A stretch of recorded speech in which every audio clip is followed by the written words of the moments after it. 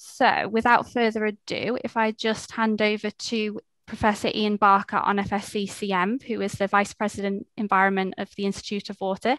And Ian's just going to provide a bit of an introduction and set the scene for us a little. So over to you, Ian. Thank you, Sarah, and thank you for setting all this up. And well, good afternoon, everyone. I hope you've managed to have lunch, or if not, we can't see you while you're eating your sandwich, so just munch away.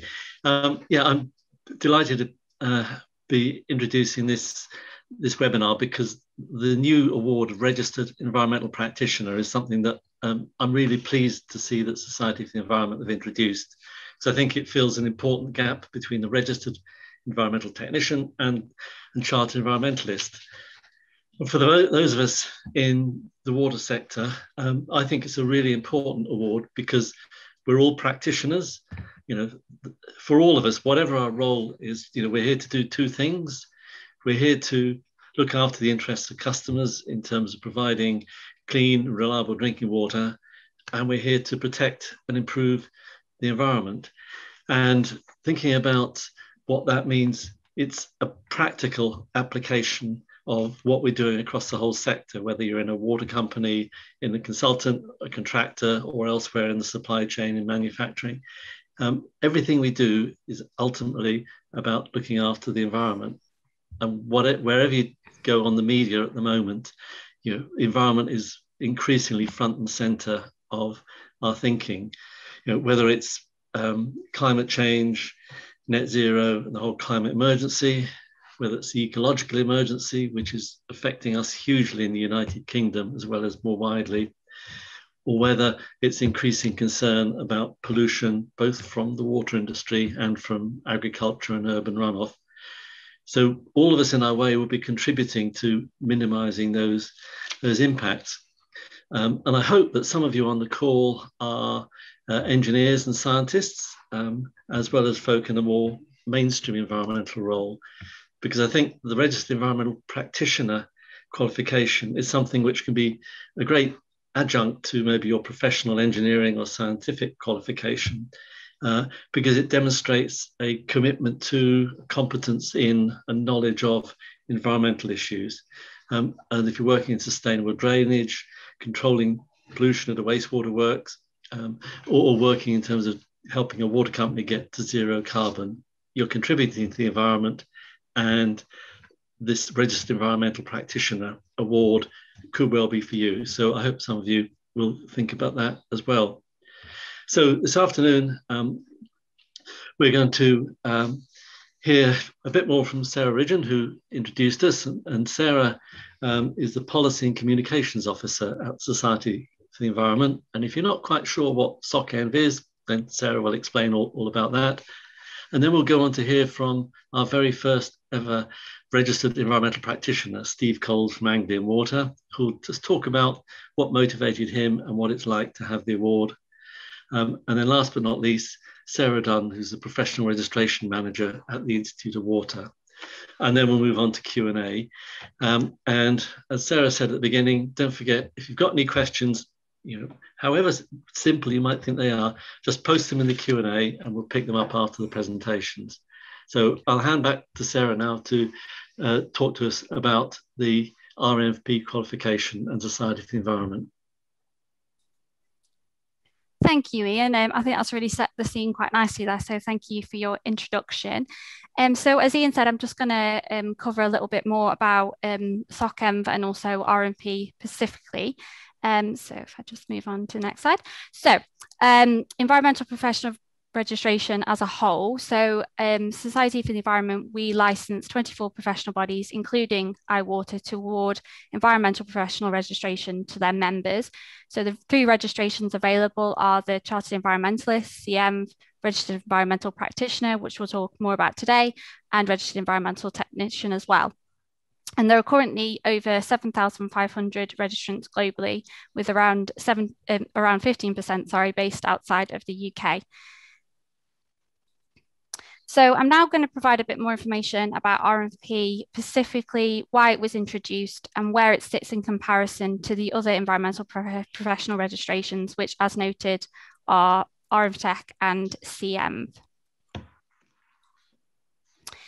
So REnvP was introduced in January this year, and IWater are one of 8 of our licensed member professional bodies that have gained a license so far to offer it to their members. So what is REnvP? Just like with CEnv and REnvTech, REnvP registrants are recognised by their peers to have met a high standard of professionalism in their environmental work, and they too sign up to a code of professional conduct.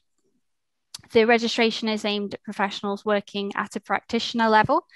And in doing so, REnvP provides more environmental professionals with the chance to pursue professional registration, to demonstrate skills, knowledge, and expertise. And REnvP is also directly linked to the Environmental Practitioner degree apprenticeship, which is the very first degree apprenticeship for the environmental profession. And graduates are ideally placed to achieve REnvP due to the practical experience and relevant knowledge which you obtain during this apprenticeship. So in this way, REnvP is helping to expand routes to professional registration. So a little bit more about where REnvP fits within the sort of in relation to CEnv and REnvTech. So hopefully this slide will give you a bit more of a sense of where it fits. At level 5, you will see that REnvP sits directly in between REnvTech at level 3 and CEnv at level 7, with different requirements involved for each one, but all demonstrating expertise and professionalism. So in this way, REnvP can be seen as an end goal, an aspiration from REnvTech, or as a stepping stone to CEnv. And really this depends on the nature of a professional's role, or potentially also their career stage as well. So just briefly, I just wanted to touch on why become an REnvP. So some of the key reasons are demonstrating that you've been judged by your peers to be working at a high professional standard, showing your continued professional development by graduating from REnvTech if applicable, enjoying speaker and networking opportunities with the registered environmental professional community to support your CPD, including on your journey to chartership if that is what's right for you, and the opportunity, of course, to become one of the very first REnvP professionals, which is sure to be, a great talking point in job interviews and the like, and also demonstrating environmental leadership as well.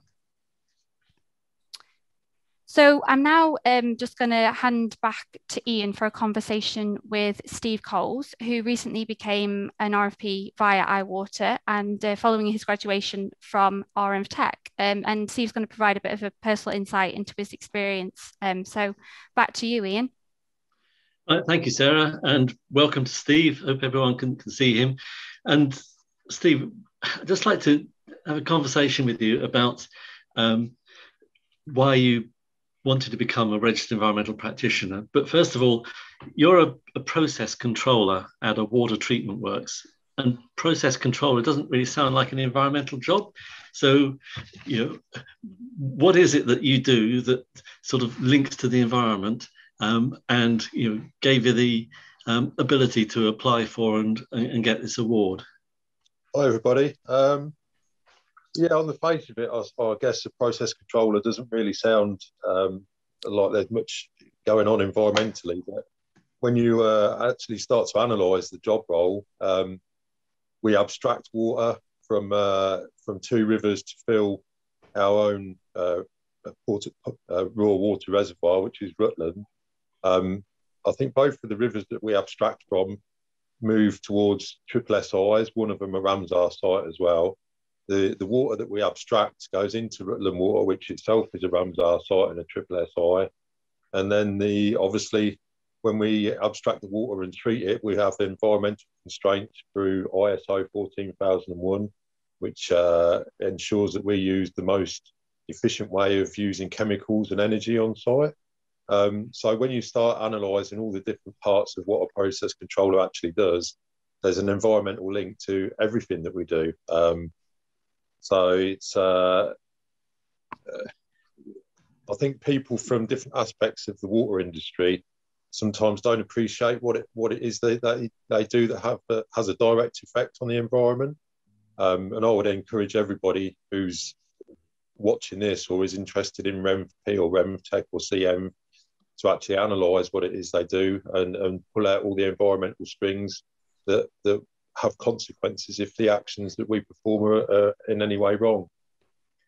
Yeah, thanks, Steve. I like the way you've made the link to the environment in terms of your role, and you've obviously got a real commitment to the environment. Because I think you're a biodiversity champion within Anglian Water, and you were the first ever registered environmental technician, and then you wanted to be the first ever registered environmental practitioner in the Institute of Water.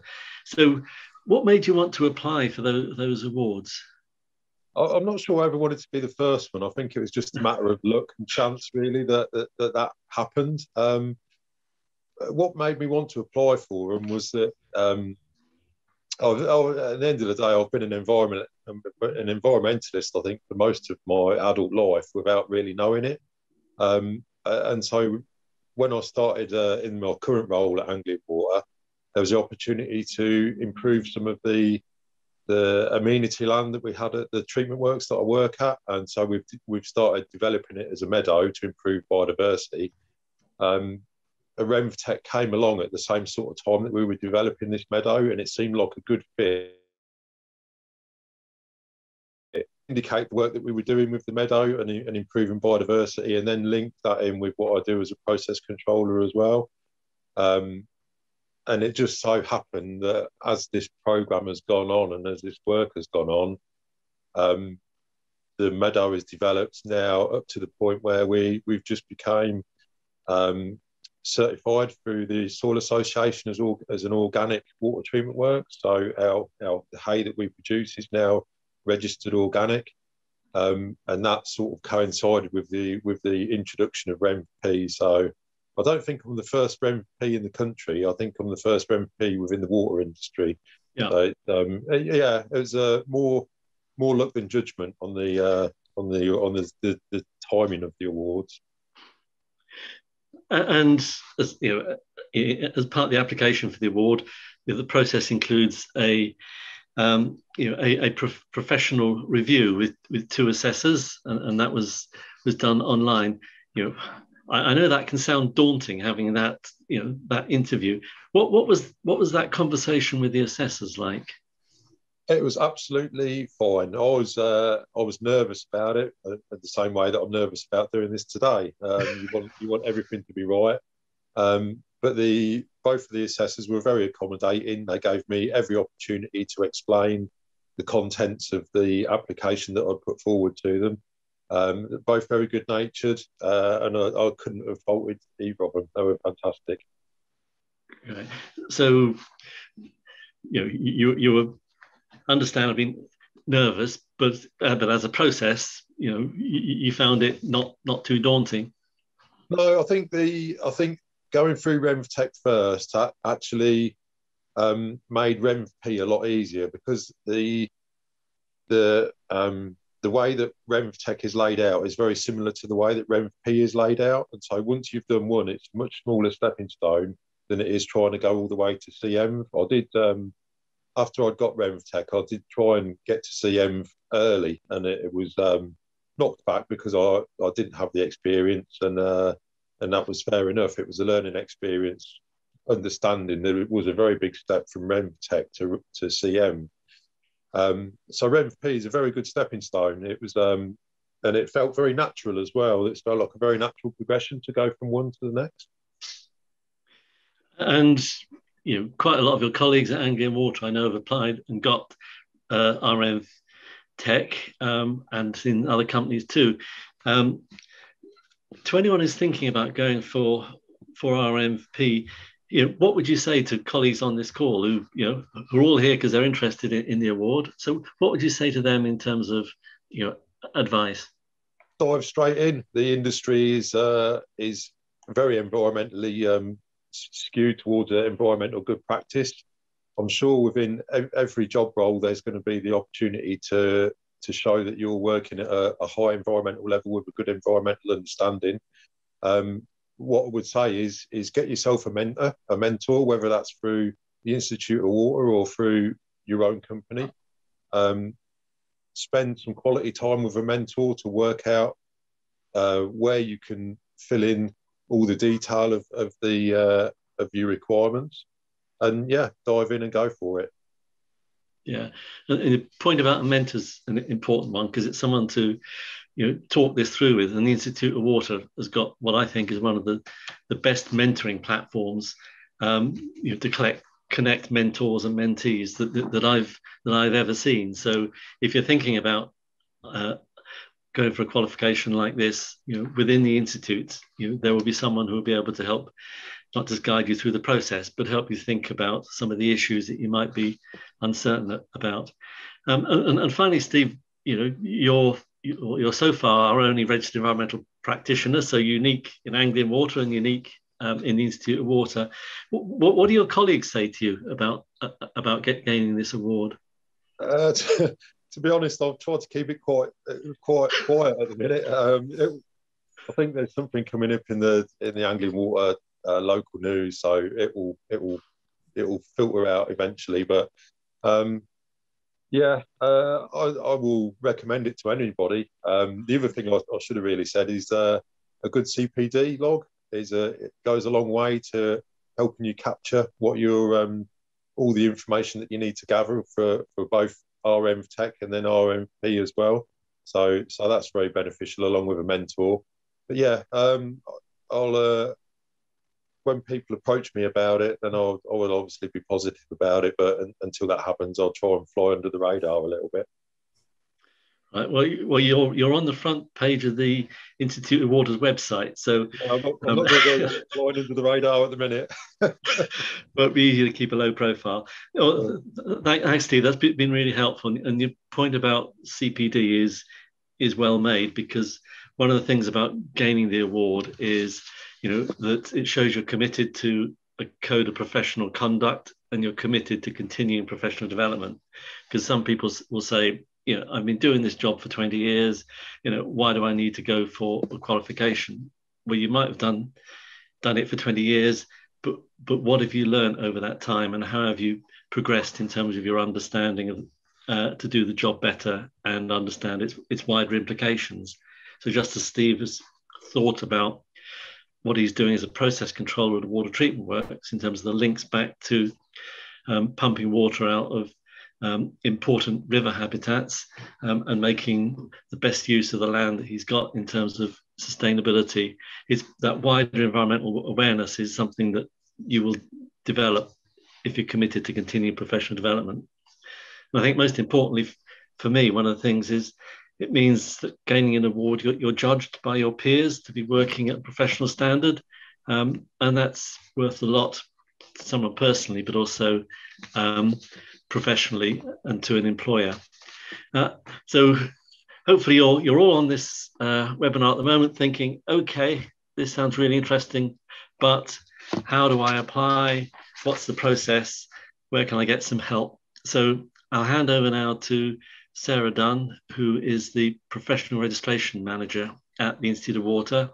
And I'll embarrass Sarah by saying that you couldn't hope to meet a friendlier or more helpful person. And she would be delighted to help you through the process, which she'll outline now. Over to you, Sarah. Oh, thank you, Ian. That's very kind of you. Good afternoon, everyone. And yes, that's me. I'm the Professional Registration Manager at the Institute of Water, and anything to do with professional registration within the Institute really comes through me. So if you're considering applying, I'm going to go through a few slides now just to explain the process. So if you could pop me through on the next slide, please, Sarah. Thank you. So this slide is really showing you where the best place to start is, which is our website. We have a lot of resource on there. You can see there on the top, we have a professional registration tab. And when you go on that, you can click into the 3 different registration disciplines that we offer. So that's engineering, science, and of course, environment. So down the side there, you can see that there's information on all 3 of the registrations that we offer under environmental, under the discipline for environmentalism, and that's Chartered Environmentalist.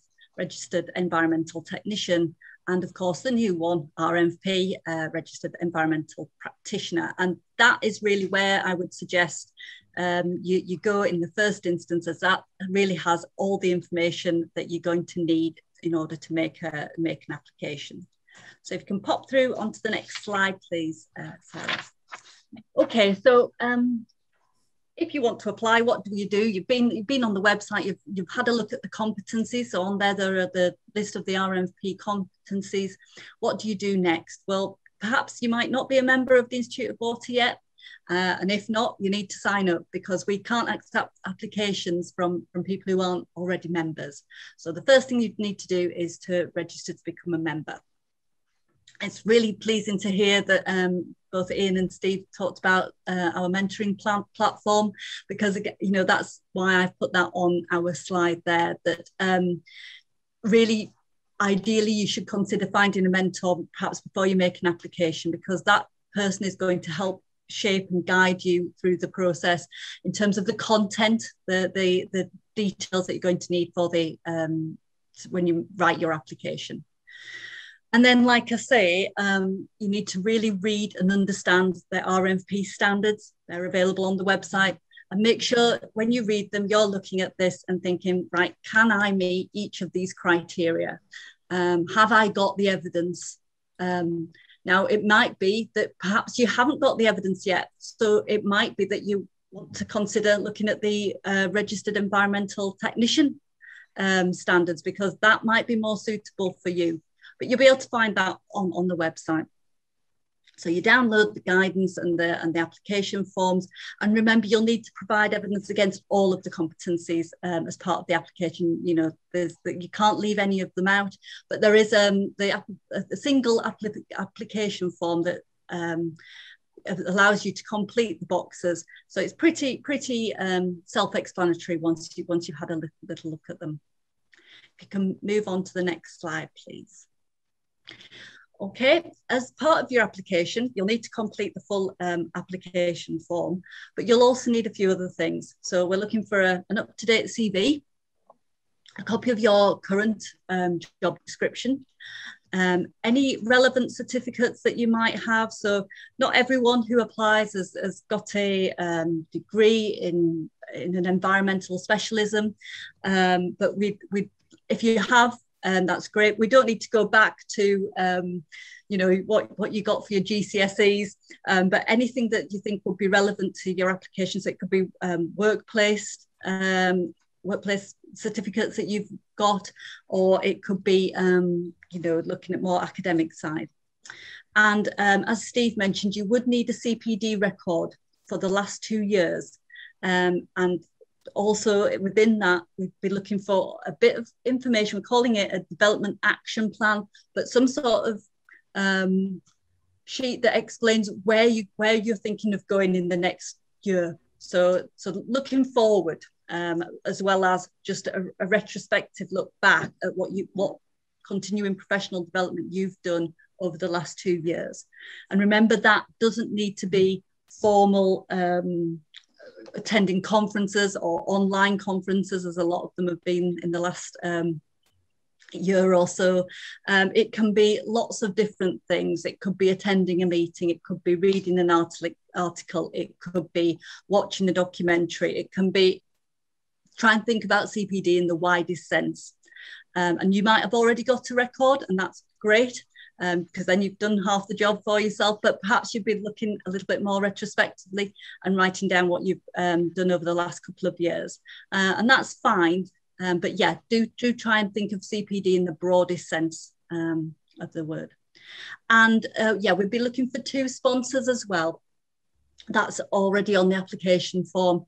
And ideally, we'd say that they should be the same grade or above. Now, there's only one, Steve Coles, who's got the REnvP within Anglian Water, and actually probably within the water industry at the moment.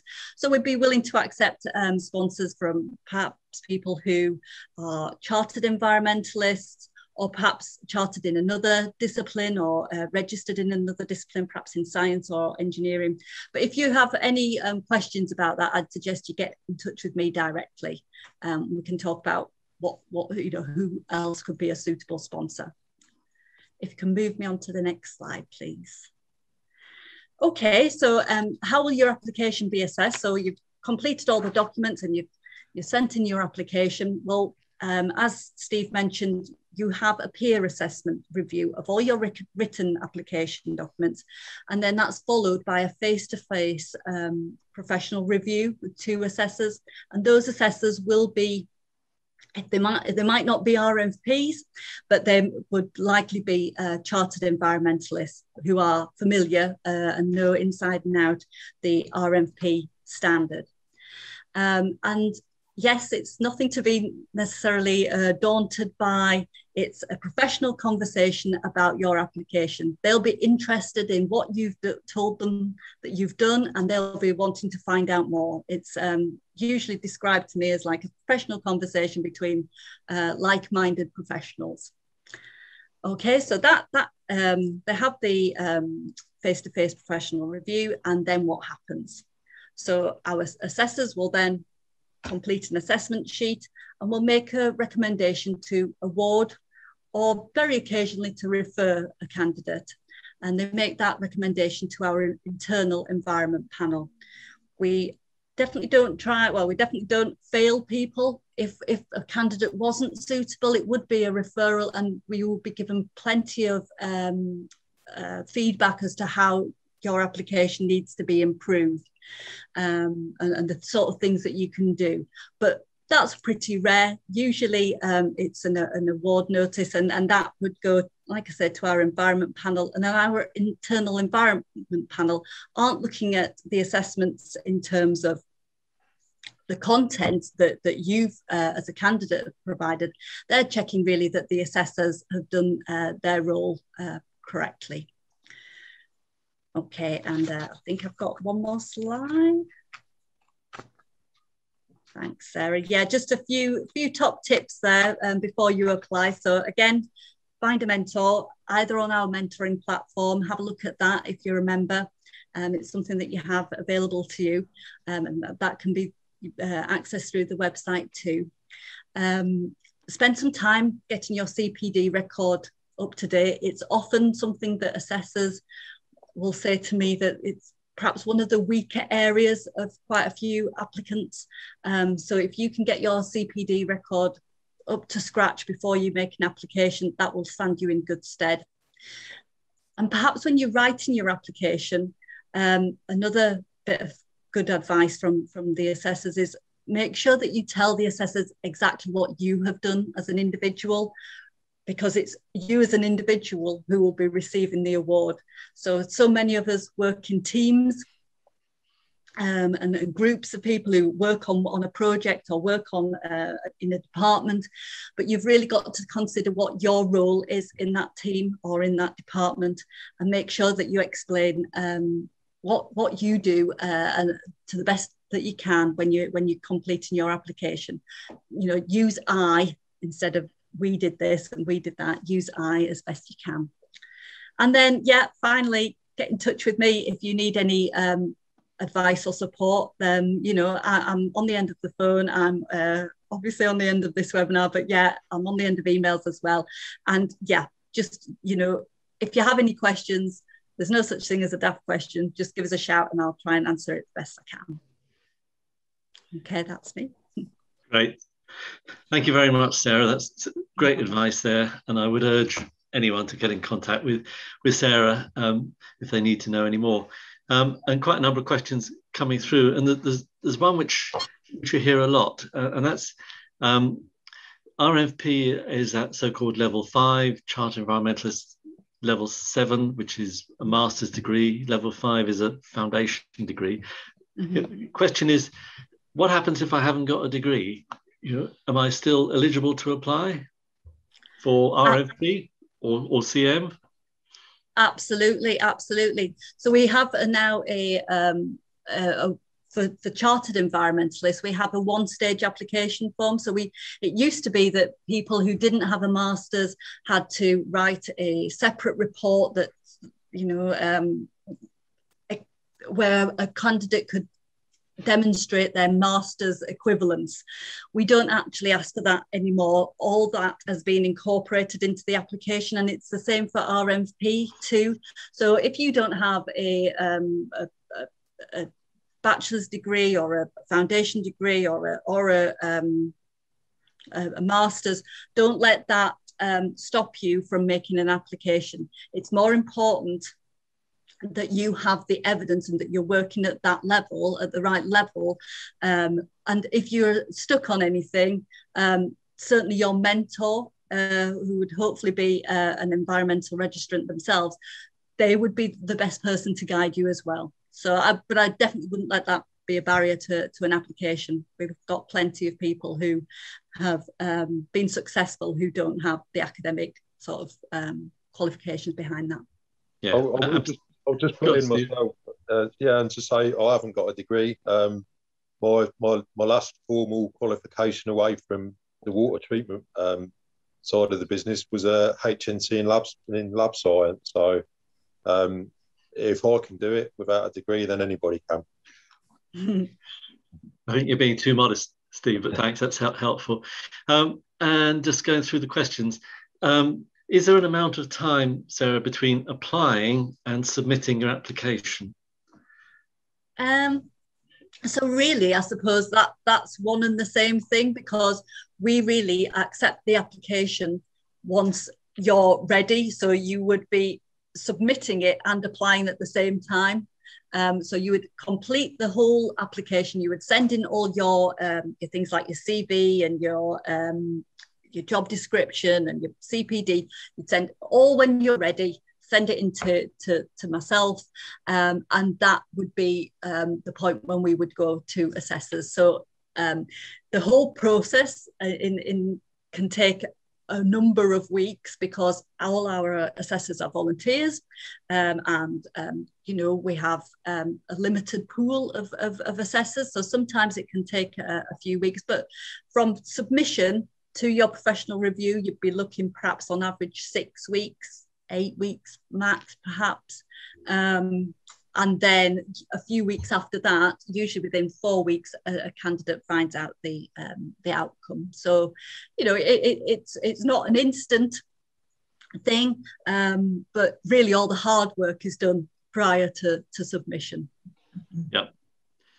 And then we've got a few questions around CPD, Sarah. The first one is around, does the CPD record have to be in the format, the Institute of Water format that we have on our website, or is another format acceptable?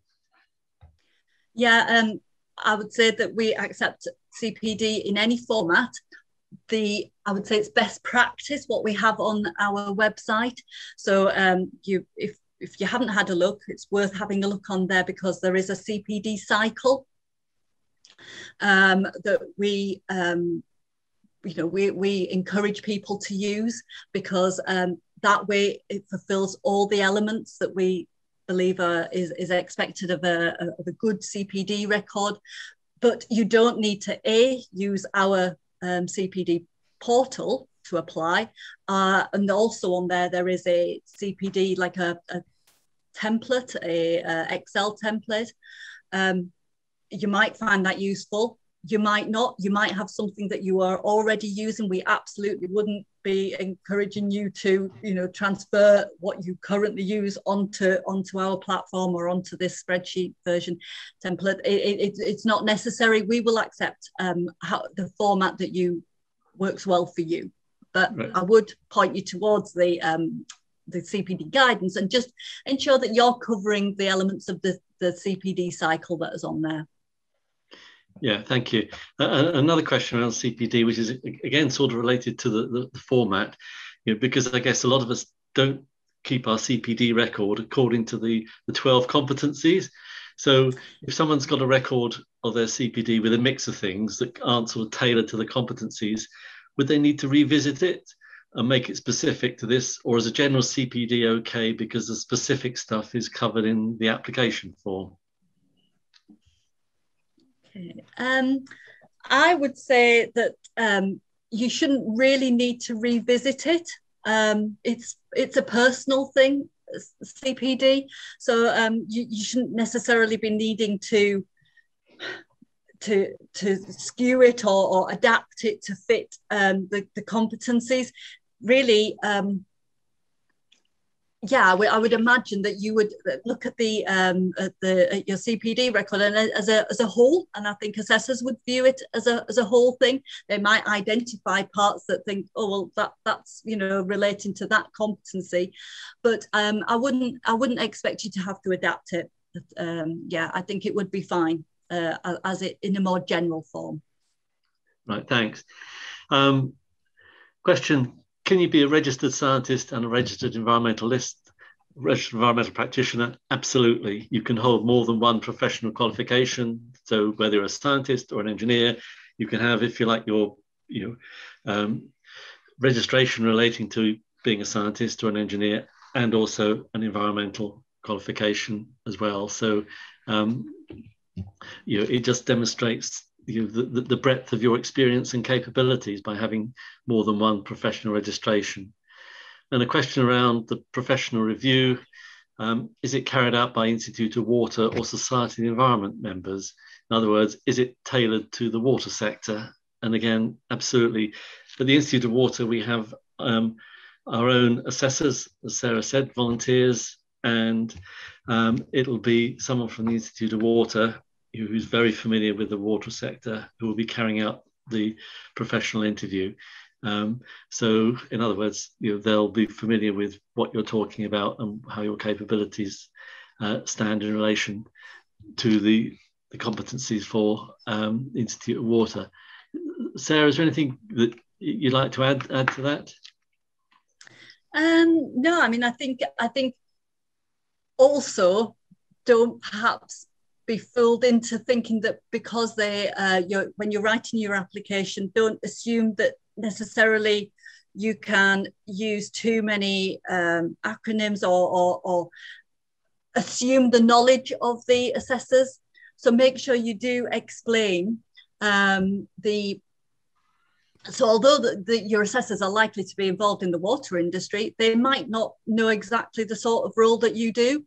So I think it's definitely worthwhile thinking about the need to explain and set a context when you're perhaps writing your responses in your application form. Think about the fact that you need to just, don't jump straight in and assume, oh, well, you're going to know what I mean by X, Y, and Z, or if I write this in a really sort of summarized version, because actually an assessor might like to know that you know exactly what you're talking about. So yeah, that would be another little hint. Yeah, that's a good point. We use a lot of jargon and acronyms. Yes. Yes. Yeah. And question around, someone's asking, are they eligible for REnvP if they haven't completed undergraduate study? And what does CPD actually need to be like? Well, I would say yes, you're definitely eligible if you haven't completed an undergraduate degree. Absolutely. And it's a tricky one, like what does CPD actually look like, because in a way it can look like anything because it's personal to you. What we do advise is, like say on the CPD cycle, if you look at that, then that might give you some guidance as to how you might best like to record your CPD. I'd also advise you to, there's a CPD webinar that Matt Bauer, our CPD champion, did last year. I think it was around May, and perhaps if you're interested in learning a little bit more about CPD and perhaps learn a bit more about what you think, how it can look, not necessarily how it should look, but how it can look, perhaps if you drop me an email, I can send you over a link to the recording of that webinar, and that might be somewhere good to start as well. Yeah, thanks. And a question: what if someone doesn't have any management experience? If they only manage themselves, do you have to have managed staff to become an REnvP? Steve, do you manage any staff? Or? Yeah. So on my job role is a technician level. What you can do is there's between technician and management, there's always a grey area where a manager can allow you to manage things for yourself. And I think that's pretty much what I'm doing as far as meadow development goes on site at Wing. So yeah, as long as you've got the evidence in your CPD, and as long as you've got the workings and your competencies for the application that shows that you are taking on some management responsibility, I think that the step between that's why the stepping stone for REnvP is so good between REnvTech and then CEnv. I think CEnv you're a leader of management, and then REnvP is you are doing some management, but you are overseen by senior management. Yes. REnvTech is about assisting managers. So I think it's pretty well defined. And once you, for me, as I was at a REnvTech level, and people were guiding me. And then at REnvP is that I started to guide myself. And that's the sort of the difference between all three of the accreditations, I think. So yeah. As soon as you feel like you're starting to lead yourself instead of being led, then I think you're good to go. Thanks, Steve. That's a nice distinction. I think we've covered all the questions in the Q&A. So. Yep. Yes, we have. Yeah, great. Okay. Well, I think if there's nothing else from anybody, sort of final call. I think, sorry, Ian, I just was going to add that don't forget as well, you can also include in your application anything perhaps that you do outside of work, environmental related. I think perhaps even more than some of the other disciplines, it really, environmentalism really lends itself to a lot of voluntary work or work that you might do outside. And I know Steve has done stuff like that. And I know from other candidates, that's often evidence that they use. So don't just think that it has to be from work related evidence that you put in your application. A really good point. Thank you, Sarah. Okay. Well, thank you all, everyone, for your interest and for your questions. And I hope you found this helpful and informative. Sarah's here to help you. Institute of Water website is got some fantastic resources on. And we've got our mentors. And if you're an Institute of Water member, you'll know just how friendly and inclusive everybody is. So there'll always be someone to talk to just to help you through this.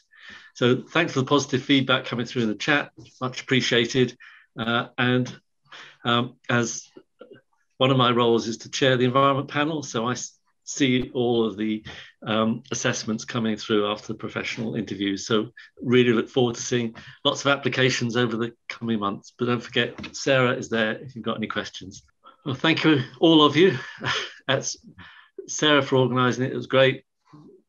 Megan for being in the wings, just making sure everything ran smoothly, and Steve for giving us your experience, and Sarah Dunn, who did the lion's share of the work brilliantly. So thank you all very much, and well done. Have a great afternoon.